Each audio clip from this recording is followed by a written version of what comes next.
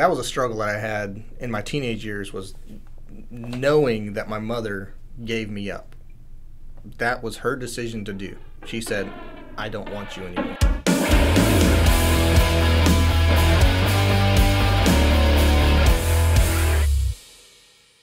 Hey guys, welcome to the APECS Podcast. This week we've got our guest Mario Smith on. Generally we rotate through the topics of faith, family, fitness, and finance. Our last episode we talked a lot about careers, a lot about networking, how to make it in 2024. We're circling back around and we're going to focus maybe a little bit more on the faith aspect and how that has impacted our guest, impacted our lives. To give a brief intro to Mario, he serves as a deacon in our church. He also serves as my brother-in-law. So Mario's an awesome guy. We're happy to have him here. Talk about some of his experiences. He is a first-generation American, biologically, and a longtime friend of all of us here in this room. So Mario, great to have you. Thanks for having me. Michael, punt. Well, we do appreciate you being here. Our co-host is not able to be here tonight, and he wish he could be here to interview you, but he can't. So that's always the best part. I bet he would have loved that. He would have really loved to be here with you, but he claims he's from South America, and we recently found out that he really is not. He was born in El Paso. And he says he's a little north of South America. It's a little north of South America.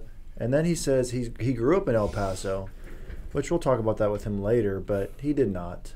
And you did not grow up in El Paso either. No, I did not. Where were you born? I was actually born out of the country, unlike Alex.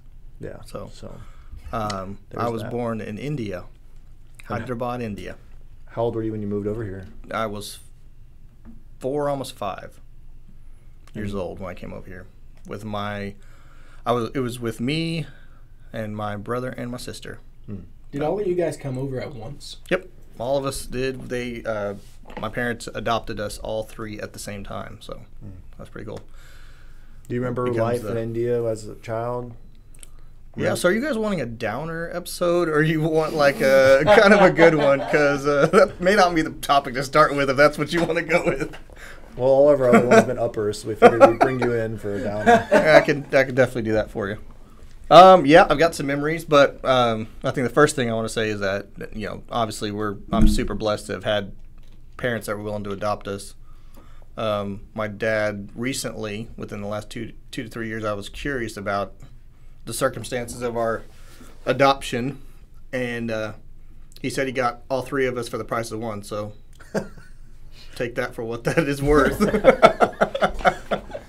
He got a deal for all Dad, 3 of us. Would you have taken all 3 of us? Exactly, right? If it had been 3 times the cost, I don't know.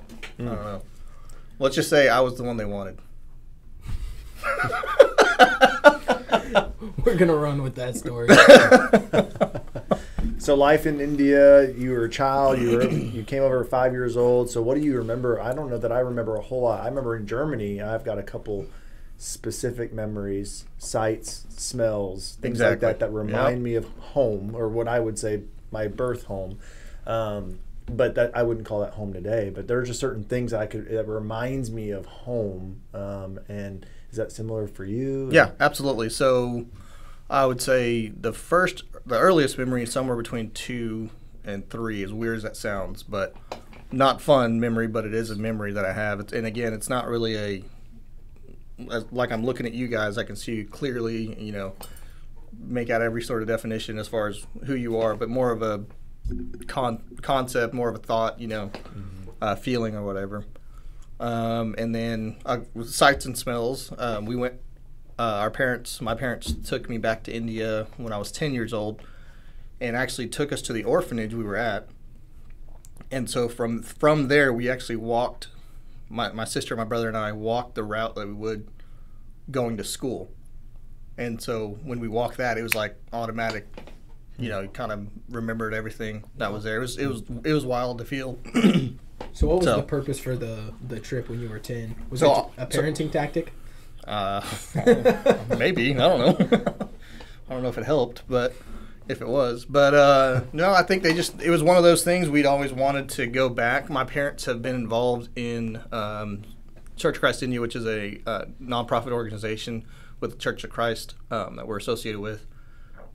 And my dad did mission trips about every 2 years or so. So at the time, they had one daughter, but they wanted a bigger family, couldn't have a bigger family, so there was an opportunity for them to adopt based on his work as, in the mission work over there. So with that, he was able to get in contact with this organization that did orphanages. It was like in-house orphanages, and adopted us that way, I guess, is that's pretty much the way it worked.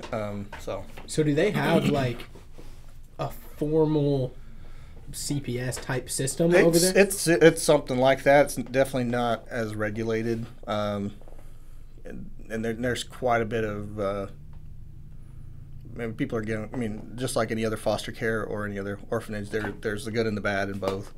So the ones that were kind of associated or worked with the CCI group were affiliated with Church of Christ members or something like that, or and so that was able to help make sure that the people that were running it were upstanding citizens and really cared about the kids and things like that. So, and even at that, the person that we were staying with was one of the Madison family, and if for those who don't know that name, Wandon Madison is one of the founding members of that CCI program, or his dad was actually, but he became one of the lead members of that. And then his brother was where his brother's house is where I lived, and so there was a connection there as well. So it. I guess they have formal adoption over there as well, right? Absolutely. Formal adoption is there 100%. There's close to I forget what the number is, 2 million street kids, if I can call it that way. Wow. And then 2 million street children, it doesn't just mean orphans, but it also means with the economy and all the things that are pretty lacking there when it comes to the village and third-class citizens, if you will, third-world citizens. It's a lot of poverty there, and so a lot of these parents are gone all daylight hours, and these kids are left to their own devices, and so they're out begging for food and all sorts of stuff. And there's about 2 million kids like that. So that would have been me if my mother had not put us up for adoption. So, and then she just happened to pick that one house, and which happened to be that one person related to this one person, and then connected to CCI, all that stuff. So wow. I say it just happened, but obviously I have different thoughts about what that means. So well, so I'm assuming that there's not I could be wrong, but I'm assuming there's not financial incentive to there is a little there's a little bit of financial incentive. More of the way it works really is more sponsorships from America or from other countries, and so they will sponsor a child. You have the opportunity to sponsor a child, so that a lot of funds will go that direction to be able to foster remotely, if you will. Sure. So the financial benefit really it doesn't impact the family as much as it does the child. And you can foster a kid for like $7 a month or something like that. I mean, it's pretty cheap over there comparatively. Well, because I feel like one of the downfalls of our system, and I don't know a better answer, but is that there are financial incentives to fostering, and therefore you get people doing it for the wrong reasons. Right. And you end up with situations that these kids. And I can't tell you that that's not what's happening there. It's I mean, unfortunately, when money's a factor, a lot of people do a lot of things for the wrong reason. So, sure. But then obviously there's people who could only foster with the financial help, and so So I don't know a better answer, but right. I mean, it would be really if you weren't able to sponsor kids, if you were not able to help them in a financial way. A lot of people who have the heart and desire to help kids, and maybe even the personalities and the parenting styles to be able to foster and all those things that they just wouldn't be able to financially, and you'd be left with either the ultra rich that's able to do it, Right. And that's a very small number compared to the people that have a heart for God that wants to actually take care of kids, so. I always thought that was interesting, and not that it's the same. So before I make this point, it's not the same. But, you go finance a car, or you go borrow money from the loan people. They're always looking at your debt to income ratio. So when you go and you adopt this child for a temporary time, I mean, it's only up to 18. That's all. It's right. They're on rent, they're on lease, they're on whatever you want to call it, if you want to try to parallel it some way. But I wonder if the debt to income ratio could help or benefit in some way the adoption. Does that mean because you have money that you then will be successful in raising children? I don't think that's right. But I've heard someone say that would help the system where people are just, they can go get a child credit at tax, or they can get some sort of whatever to help this child. Children cost more if you invest more into them, or if you invest in them, they'll cost more than what the government's going to give you. Absolutely. No doubt. So, but I always thought that was interesting, that they'll look at your debt to income ratio, whether you're trying to buy a $40,000 car or whatever, however expensive a car it is. But when you're trying to buy, or when you're trying to not buy, but trying to go and adopt a child, they don't really care at your debt to income. You can be over your head in debt and not bringing in enough to take care of your already committed to responsibilities, but they're going to let you take this child's life and try to instill principles that obviously you can't maintain. I think that's an interesting perspective. I'm not saying that's all the ins and outs, but it is. Yeah, from a government perspective, I don't know if they take into consideration really your financial situation as much. I'm sure they make sure you have a job or whatever. I can say on the private organizations, they definitely have those restrictions. Yeah. But because it costs more through a private organization, so they want to make sure you're not putting yourself in a situation where you can't care for this child by adopting them. I don't know what an overseas situation would look like, though. Interestingly enough, the concept over there is you're adopting somebody from out of the country. So a lot of countries, and obviously this was back in the 90s. This was 1995. June 22nd, 1995 is when we were adopted. But the process itself took, from my understanding, and obviously I would have to ask my parents again just to verify the information, but I feel like it took somewhere up to a year to verify that that they were real people, that they had real financial ability. Now, my parents were in their 30s. They weren't extremely wealthy at that point. They were still making their life happen too. But I think it was one of those, they saw a family with the ability and desire to take care of kids, and at least the poverty level wasn't even non-existent to them comparatively, right, to what India has. So even the poorest person in America is considered rich in the standards back then. So I think that definitely played a factor in the sense of financially stable comparatively. If it was somebody in India who was living in a shack in a village and said, hey, let's take on 4 more kids, that probably wouldn't have happened. But because it was America, financially stable in the world stage, looks different. It looks different. It probably felt different to them. Oh yeah, that's a no-brainer type of deal. So. Not that this is specific to India or whatever, and it's very sad, obviously. But do you think that's why there's a tendency for human trafficking to happen from other countries into richer countries? Because Absolutely, people can 100%. Get their hands on children for 100%. Which is why I will say in the 90s it was relatively easy to adopt. 80s and 90s was relatively easy because not many people did it. Sorry. But as far as recent years and 2000s and all that, and you bring to light the horrendous acts of sex trafficking and all human trafficking and all that stuff, there's a whole lot more stringent rules and regulations even within India and other countries to say, okay, is this actually a legit family? Are they really going to be adopting these people? So even at that, it has become more difficult. I remember a family where we went to church in Stillwater, Oklahoma, after we were adopted for probably, we'd been in the U.S. for, I don't know, maybe 5 or 6 years, maybe even longer, early 2000s. There was a family couldn't have kids, and they wanted to adopt. Well, obviously, mom and dad said, "Hey, adopt from India. They got plenty of kids that need to be adopted, right?" So they went through the process, and the process for these people to go through to get one child was twice as long, twice as much paperwork, all of that stuff. So the difference from the early 90s to the early 2000s was drastic already. Trying to crack down on right. So in which, to be fair, that's good. I mean, it needs to happen, right? Because these are kids. They have no say in what's going on, so.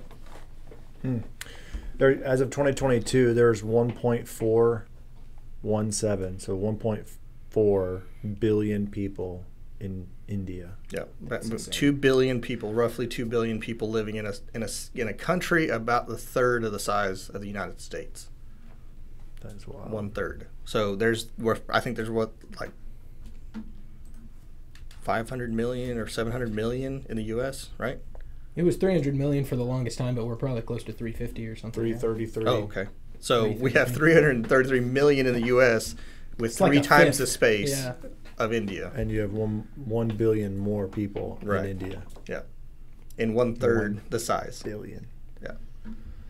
So it's cramped. Yeah. There's people everywhere. It's not the greatest place to be. Why? So I mean, why? I mean, I'm going to ask this question, and I don't know that we know the answer. But is it just the lack of health care or birth control, or what's the thought? Big families are a sign of success, or is it like what's the deal? I mean, at some point, I mean, I know the snowball effect is happening, right? So just because one person has one child now, you have 1.4 billion people having one child. That's 1.4 billion more people, that sort of thing. Now I get there's different ages and all that, but my point is and you need more than one person to have a child. There's that too.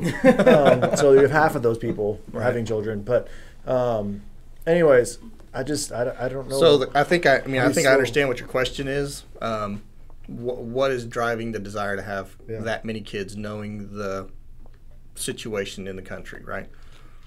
I would combat that with, we are used to a country that has information overload.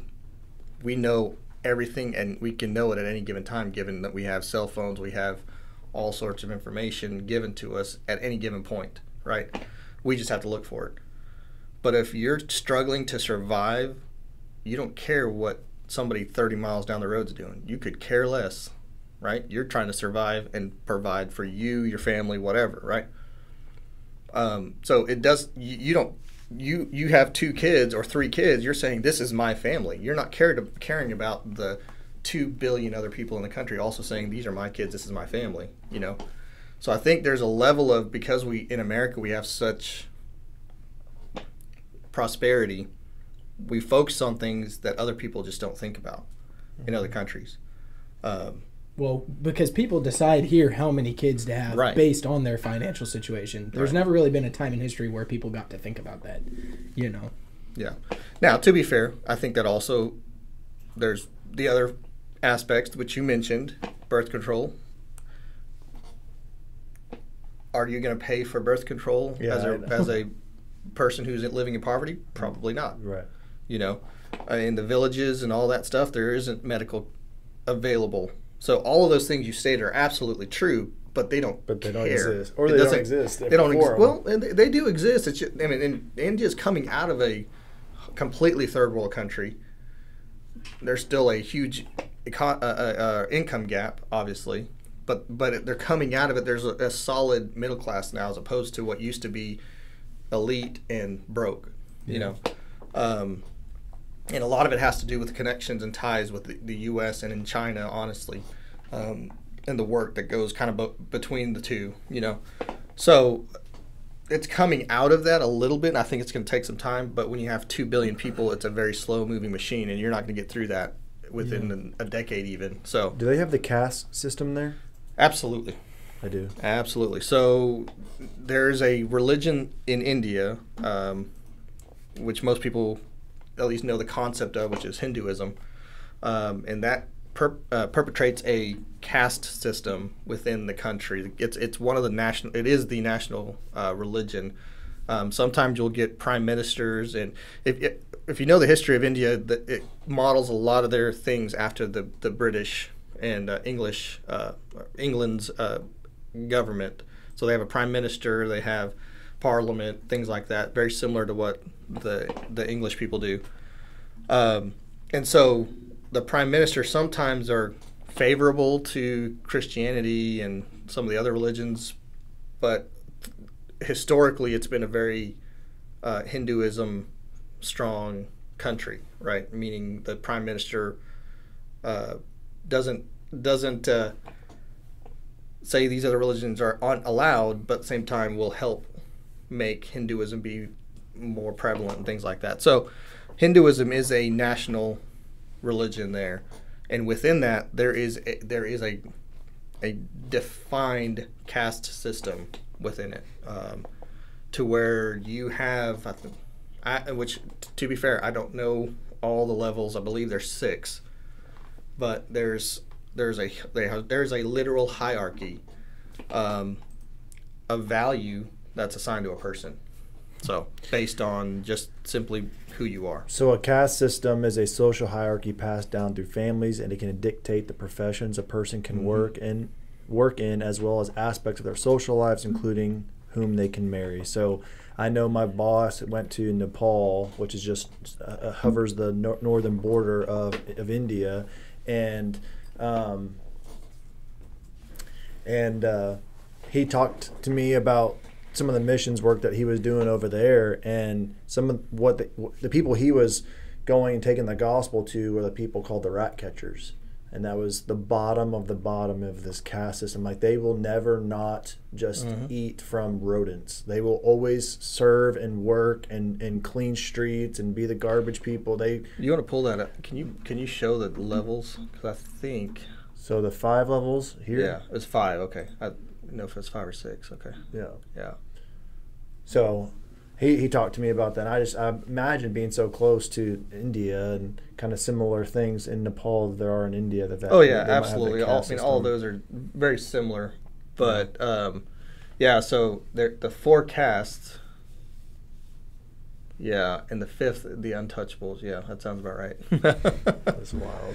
So technically, at one point, my family was. So my dad was actually in the 2nd class. I can't say that word, but so like the warriors. The warrior. Yeah, he was actually a second. Supposedly, again, this is all information I'm hearing from secondhand. I was 3 or 2 when he died, and then 4 when I was adopted. So this is secondhand information from what I'm being told, he was some sort of general in the army. 1-star, not super high level or anything like that. So he would have fallen in that warrior class. However, when he died, which is the 2-year-old memory that I said is a downer, the family basically drops out of that caste completely, because without the father figure or the dad who is part of that, not that your family is not still falls under that caste. Like if my mother was also part of that caste, or which she would have had to been, or at least one above or one below, right around that area, you would have had to been. She would have been that caste. Someone falling in that caste. However, when there's no man present, it becomes really difficult and really hard to allow to make that happen. To basically say I have value in a 1990s in India, which led to adoption and all that.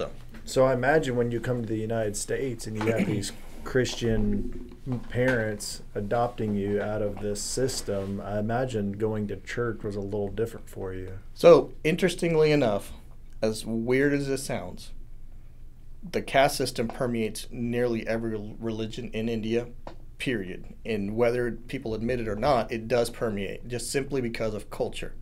So culture is a huge aspect that you have to consider when you talk to people about India in general, because it's so ingrained to thousands of years of who they are. So even within religions, Christian religions and all those things, although they may be fighting it to not allow that to be a thing, it still exists. Okay?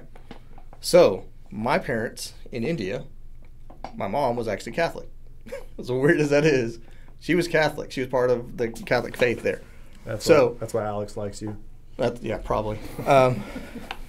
But he or she, I don't. From my perspective, from what I remember, I don't ever. Obviously, I was 2-3 years old. I don't remember ever going and being a part of a church or anything like that. My sister, my older sister, who was 9 when she was adopted, so she would have been 7 when we were put up for adoption. She remembers a few things about attending, some masses and stuff like that. So there was at least some experience that we had of Christian-based religion. So it was different. It was new. It was. But so was everything else. Yeah. Life was just different, right? So it wasn't anything more of a shock compared to what I had. I never really knew any different. No. So, is there an age? I think in the U.S. it's like 12, but is there an age in India where the child would have had to consent to the adoption, and where all your siblings just it wasn't up to them? That's a good question. I don't remember. Honestly, I mean, I was 4, about to be 5.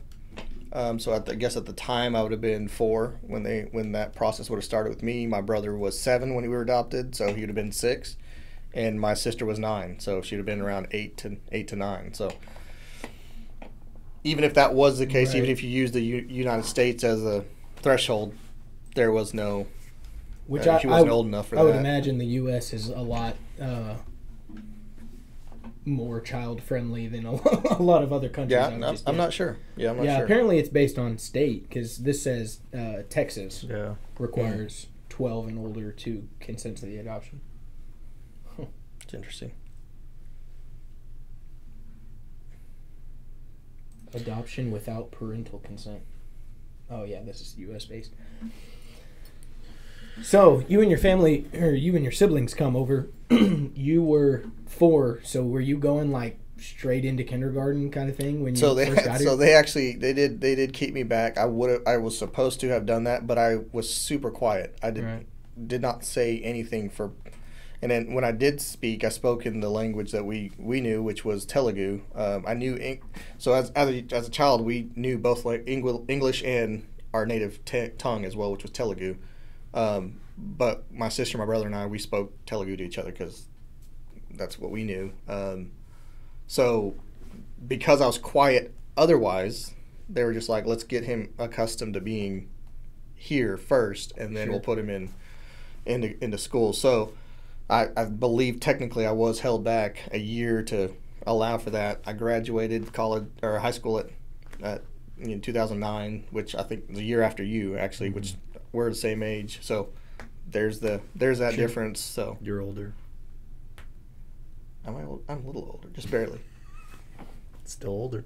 Like 1 month. So a little older, but still graduated after. So but I graduated a year after discrepancy. still. But because of that, Interesting. Which I don't know.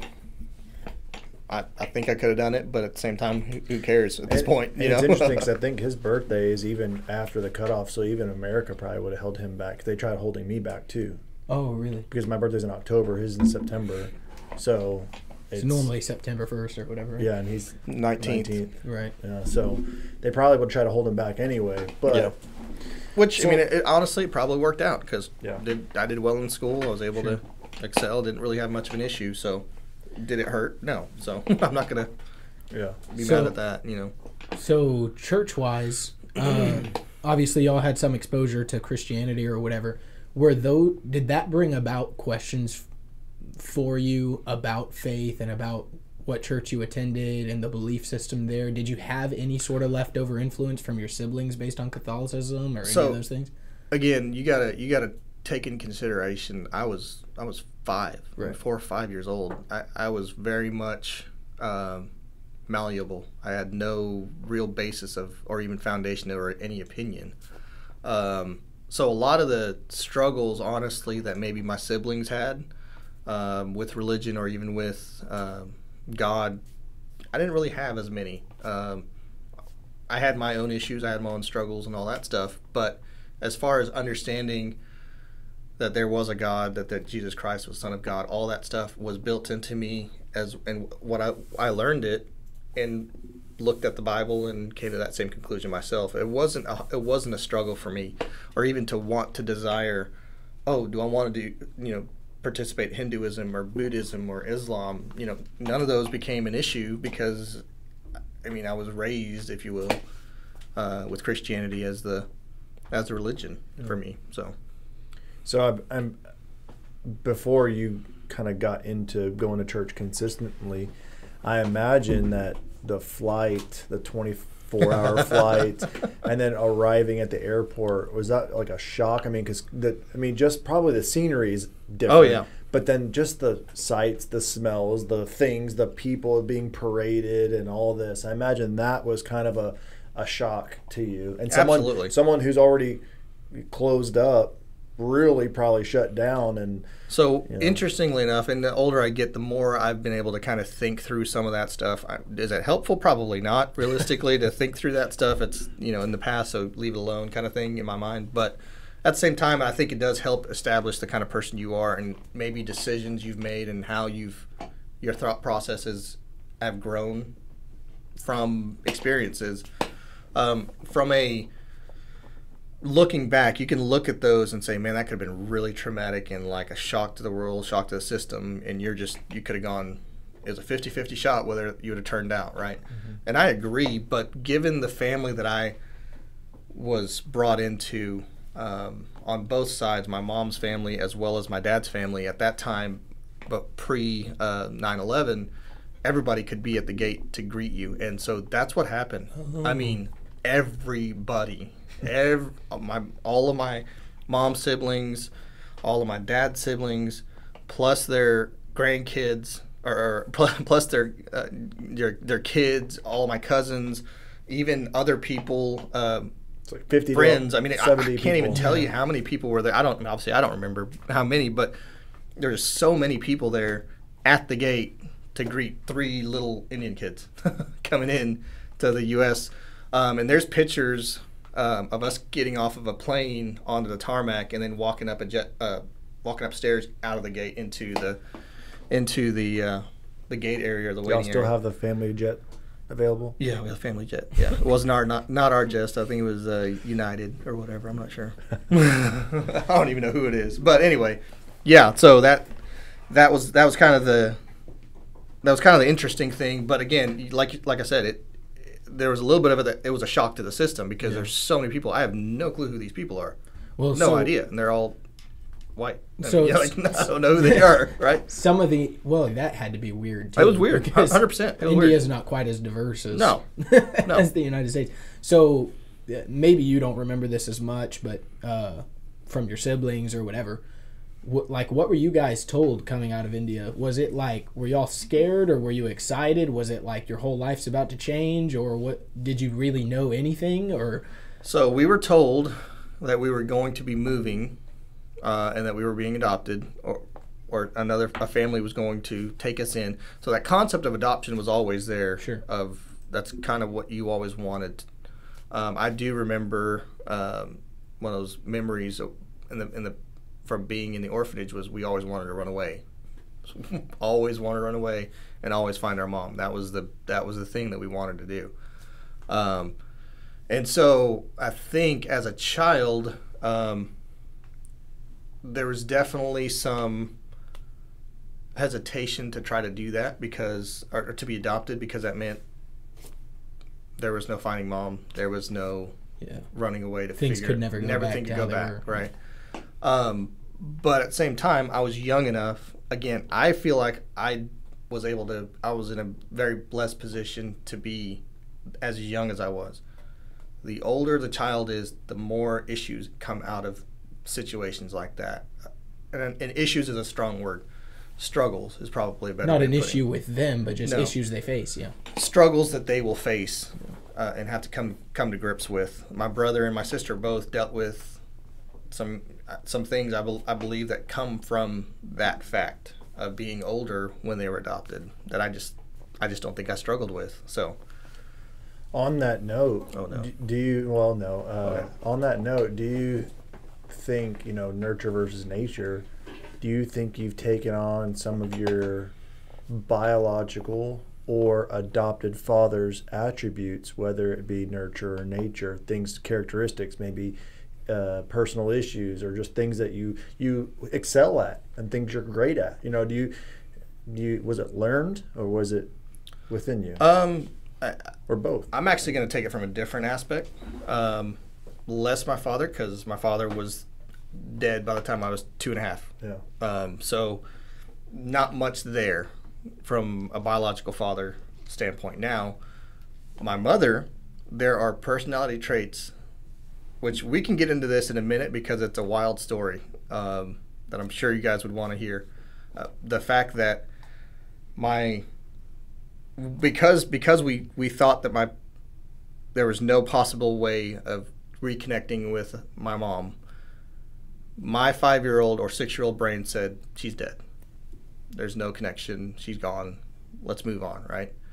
2015, my sister, who was 9 at the time when we were adopted, still had a strong connection. She said, I'm going back to India to go see if I can find her. Because she never believed that she was gone. She never believed that she was dead. So she went and did that. But we can get into that later because it's a wild story. But We call that a wild goose chase. oh no, it's a wild story for sure. A wild cricket chase. Geese can be found. No. But anyway, I've seen pictures. Attributes. Attributes. So sorry. Given the fact that she found her, and there's a whole story to go with that. There was personality traits in her that my sister saw and even heard and experienced, that she came home, told us kind of the type of person she was, and I'm like, wow, that's trippy. There's certain aspects that I can see in myself that come from that, and I'm like, how does that even happen? None of them good, to be put bluntly. None of them good. So we've seen some of them. Yeah. But it is what it is. But I think the good attributes, the things that I think I grew to appreciate about myself, which are very few, but the things that I do come from nurture as opposed to nature. A lot of the work ethic, a lot of the desire to excel, desire to do what I need to do, be the person I need to be, even though I fail at times, or a lot. The desire to do that came from nurture as opposed to just something built inside of me, because built inside of me is not that. Built inside of me is manipulation, vindictiveness, all of those things that come from trying to survive, right? And even from personality traits of my parents, my mom, my dad even, that you got to work and fight against, which my nurture helped with, if that makes sense. So I think nurture has a lot more to play than nature does. Nature ends up with the instincts. Nurture creates the God aspects in your life. So I'm not obviously claiming to be a biology expert, because I'm nowhere close, but I remember just college courses through biology, a constant debate, and it was very interesting conversations with the professors, is can you pass on inherited traits, right? So my environment causes my personality to form a certain way. Will I pass that personality on to my child, or will I pass on the personality that is encoded in my DNA, right? And so that was always an interesting conversation, because they start talking theory of evolution. Even you just take microevolution, just adapting environmentally in species, it's impossible that you don't pass on any inherited traits, right? That's how species you know, change over time or whatever. So all that being said, I remember these conversations where they say, well, no, you're not going to pass on your personality to your child, because your personality is formed through your experiences, and that was kind of the side of you can't pass on inherited traits. But I just don't see that at all, because I know people who were raised in a completely different environment than their parent was, faced completely different challenges, or even was adopted by another family, but certain aspects of their personality and their tendencies and whatever, maybe weaknesses, are still passed on. You even see that in like alcoholism research and addictions being passed on somehow. And anyway, it's very interesting. Well, in all reality, one of the struggles that I have to consistently keep in mind is the addictive personality. Because my father, my Indian dad, my biological dad, he died from a heart attack induced from alcohol and smoking and just bad lifestyle, quite honestly. So the downer memory is that I was the one that found him at 2.5 years old. And so there is a mental image, very vague, but still a mental image, and even the feeling of why is he not moving, what's happening, all of that stuff. That again, I can't tell you I can look at Michael, I can look at Jonathan, and I can see you guys clearly. I don't see that. I see a feeling, I see an image, a blurry image kind of thing. And I was one of the ones that found him, obviously. And then, so that is literally the earliest memory I have,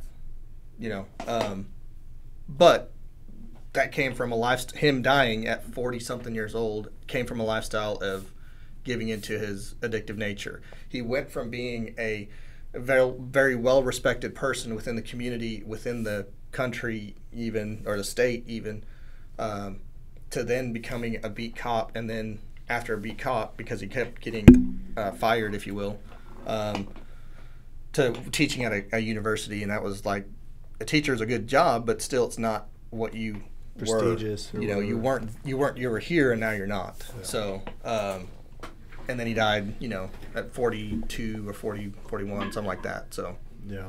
But so how does that motivate you today, looking at your childhood and just the different paths and all the things that people have been placed in your life? How does that mold your direction as a father, as a servant of the church, and those sorts of things, to teach your children something that you didn't have? How does that impact that? And what steps have you taken to try to help change the cycle?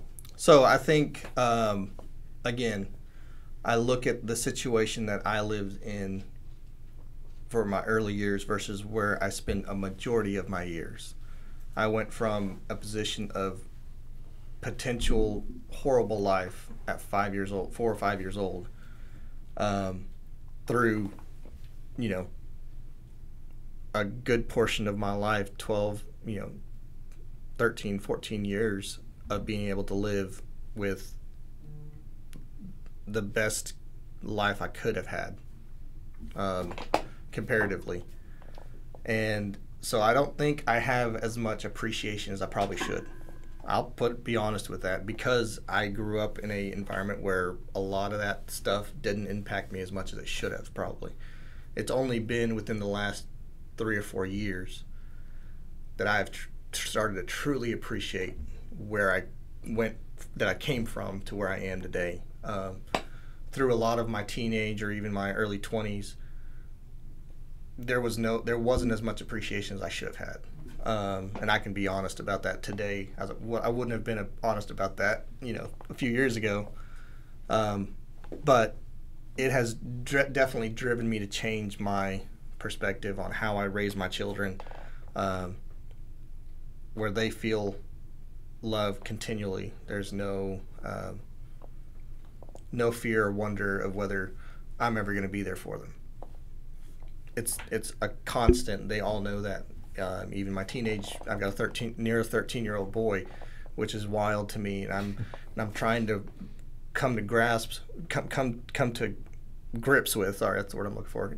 Come to grips with the fact that at his age, he is so impressionable with emotional baggage that I have to be able to instill in him, I'm here for you no matter what you do wrong, what decisions you make. I'm still your dad, and I will be here for you. Which has helped our relationship, But then it also goes to my 5-year-old, which, looking at him, from 2-3 years old, I can see so many things are happening at his age that I did not know, didn't get to experience. of having a dad and a mom, knowing what it feels like to have parents that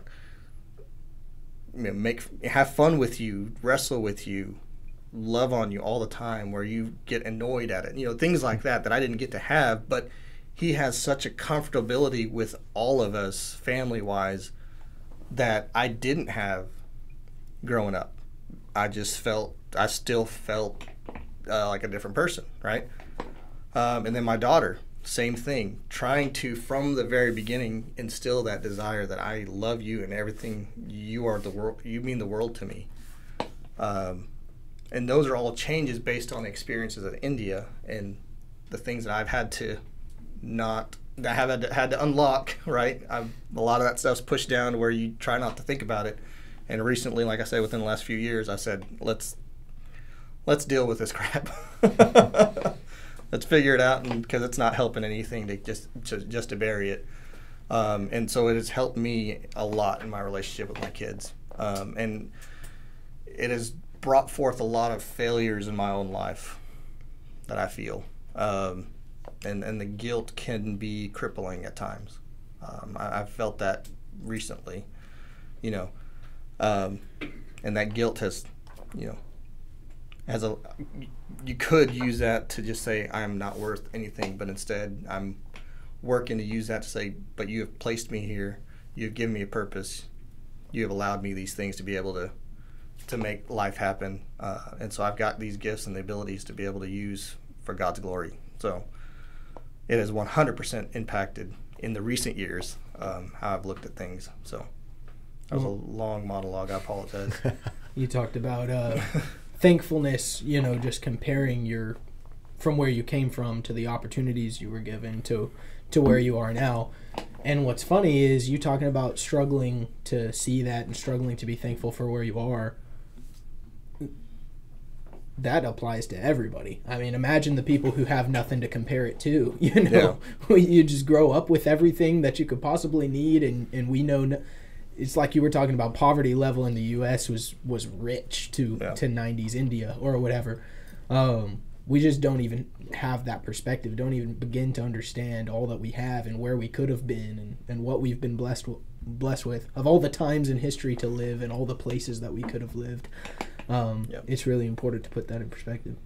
I think it's always interesting, just, you ask the question, why me? 100%. It's like anyone in your history could have made one slightly different decision, and your life would not be what it is today. Absolutely. And that just speaks to the magnitude or the importance of your decisions, because your decision could mean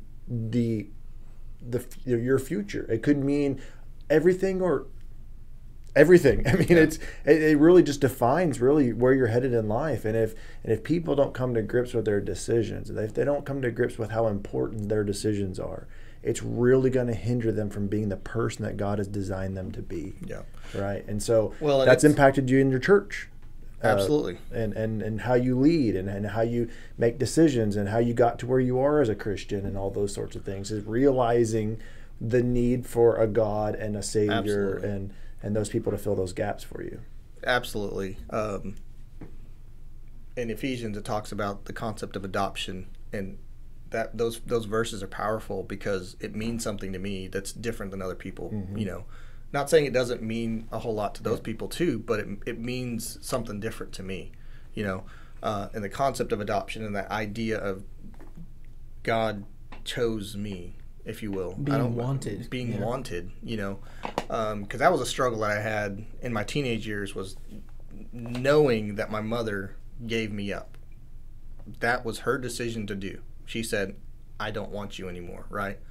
And so in recent years, I have come to understand even decisions I made with my family, wife, and kids, I've always kept them, and I hate to say it, but I have always kept them at arm's length.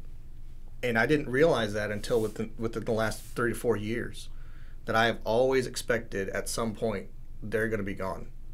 And it was a shock to me to really understand they're here to stay. Like, they're not going to leave. They're not going to. And I was like, I'm a 30-something-year-old guy, and I'm I'm realizing this for the first time, that I am literally making sure that they don't get too close to me. These are the closest people in my life, and I'm saying, you need to stay this far away. Like I said, within those years, I've tried really hard to push to connect more with everybody in my family, because they're not my mom. They're not gonna leave in any, they're gonna stay. The only people that are gonna leave is the people I push away. So, yeah, that was it's something I was shocked to, quite honestly, to realize about myself, that even the decisions I make were impacted by things that I didn't realize. I have abandonment issues. Go figure, right? Didn't realize that, didn't really care to think about that. Well, now I do, and I know how to combat that, and looking at my life through God's eyes and saying, He wanted me, therefore I have to be the kind of person that wants others.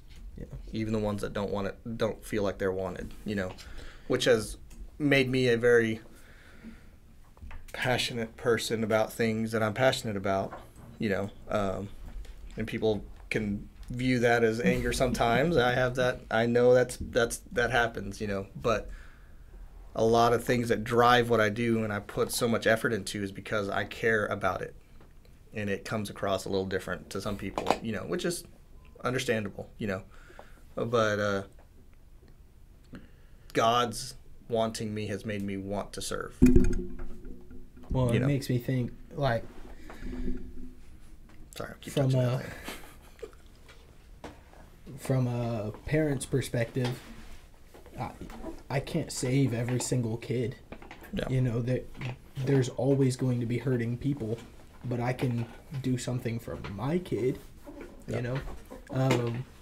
For those listening who don't know, I adopted my son.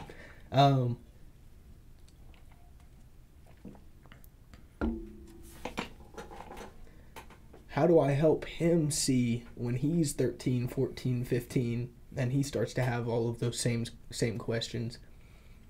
Is it me trying to prove to him that it's okay because I want him? Or how do I get across that God wants you, that God has a plan for you, that you're here for a reason, and you're more than what somebody thought of you, or than how somebody treated you, or however you ended up where you're at? That's probably the biggest struggle that I have, just thinking into the future. So, the fact that you're asking that question is the biggest thing. There's a lot of people that will look at a situation and say, well, they're better off than they were there, so that should be good enough. I put a roof over your head, I feed you, I do this. You should know you're loved, right? That was my childhood.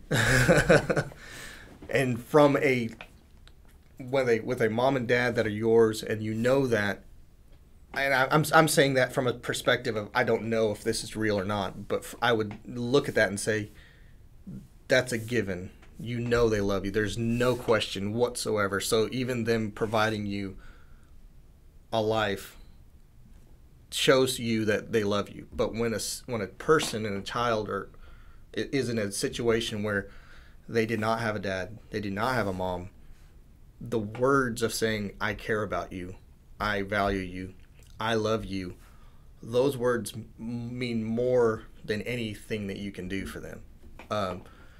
And even starting at a young age and saying those things to them so that they feel that from a young age, that they know that when he turns 13, when he turns 14, when he turns 15, when he starts pushing up against boundaries that you set for him because you care about him, those boundaries will feel like love as opposed to restrictions.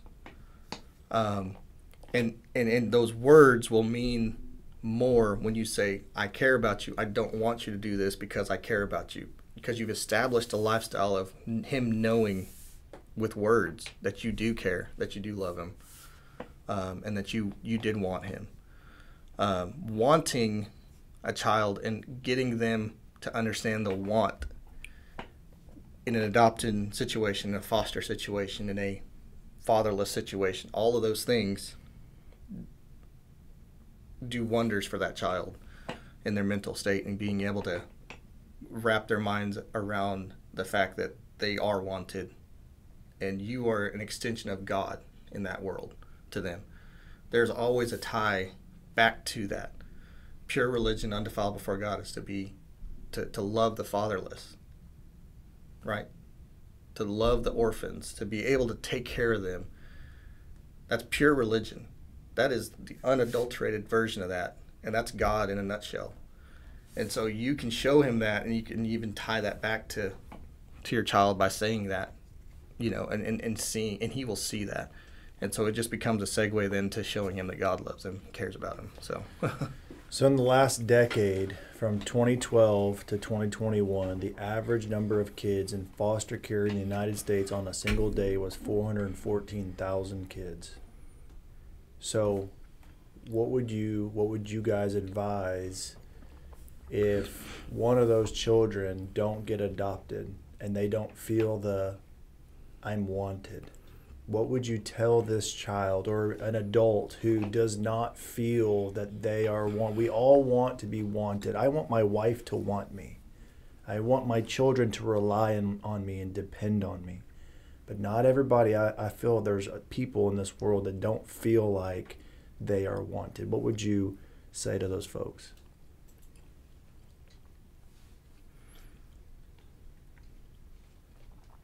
There's a God that created the world,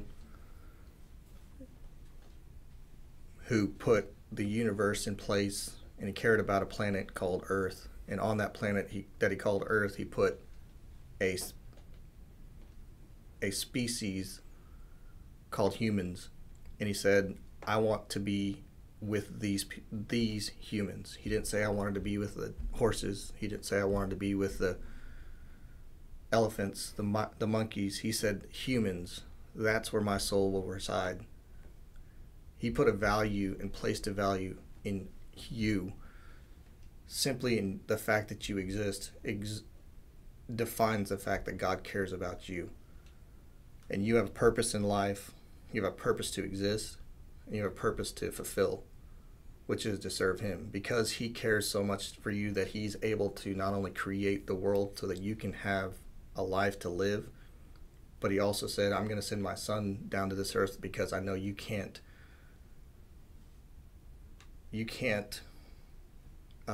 live a perfect life that I expect. So instead, I'm going to give you a scapegoat. I'm going to give you my son because I love and care about you enough that I want to see you one day in heaven because I want you. And so he sent his son to die on the cross so your sins could be forgiven, so that you can one day have a father who cares and says, I want you, who has adopted you and said, I want you to be a part of my family. And so you have value, you have a soul that is more precious than anything on earth.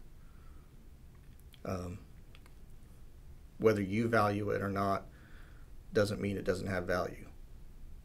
There's a creator who values you. And those that follow him value you because he values you.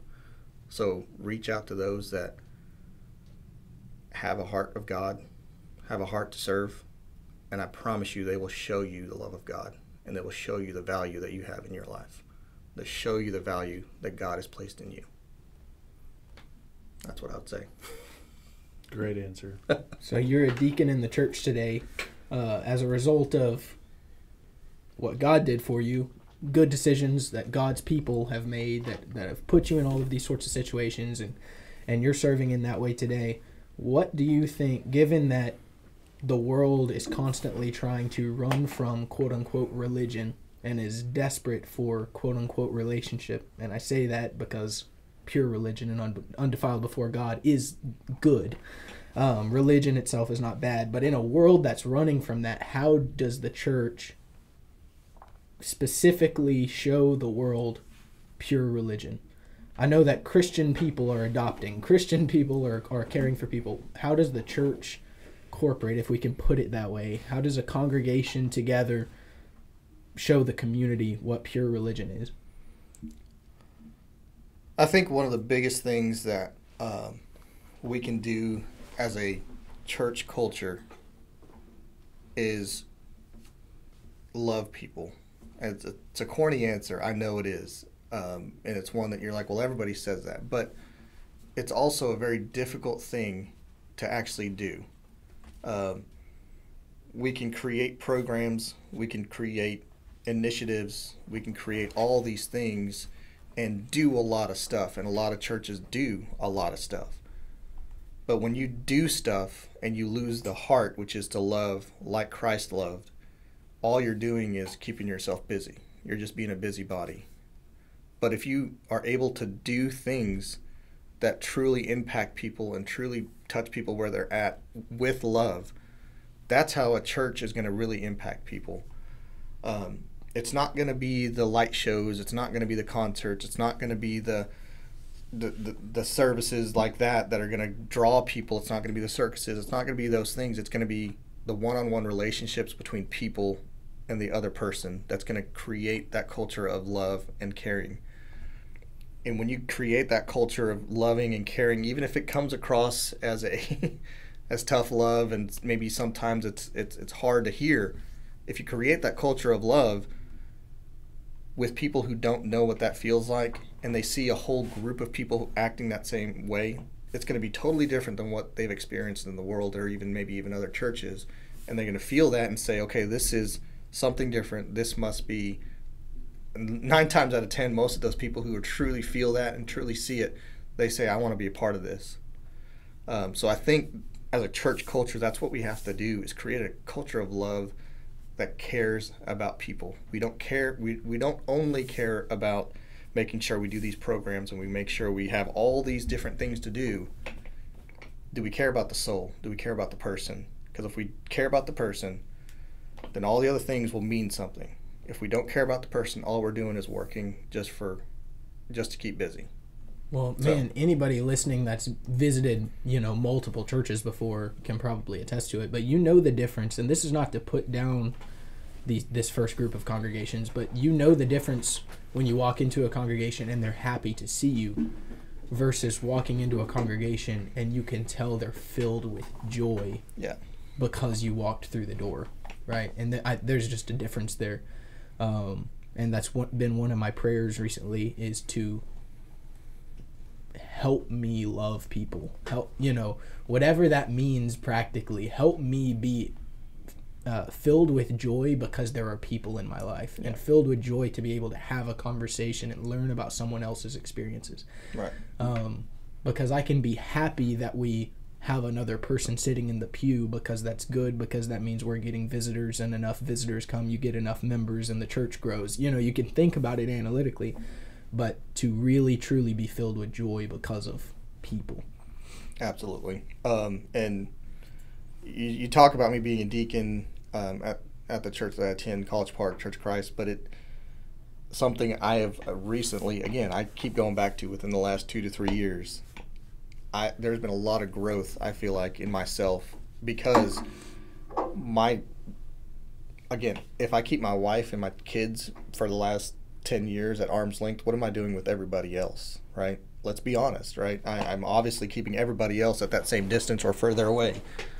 So if I've now started to fix that with my family, that has also allowed me to get closer to people within a church, within visitors that come through. And unfortunately, one of the struggles that I have is that I do keep people at a distance, because it's a natural tendency for me to have to fight, but again, if I truly care and if I truly love because God loves me, if I truly am appreciative of all the blessings that He's given me, then I'm going to show that to those around me. So 100% agree with you on that. Wow. From the bottom of our heart, we appreciate you as an individual. You are really, your story, your testimony. I think I looked up a stat earlier. It was like there are essentially 4 million kids in India that would be considered someone without a home, foster care, or just whatever. And you were one of 3 of 4 million that were, and that were brought over, and that just points to to the fact that people do love. People Absolutely. do love other people, and if we individually take that idea, that mentality, and we share that with other people, the world simply would just be a better place. And what you're doing for your local church, what you're doing for your family, what you're doing for your coworkers and the people you come in your sphere of influence, if you are taking that personally and sharing it with others, we just commend you for that. And I think we've witnessed it too.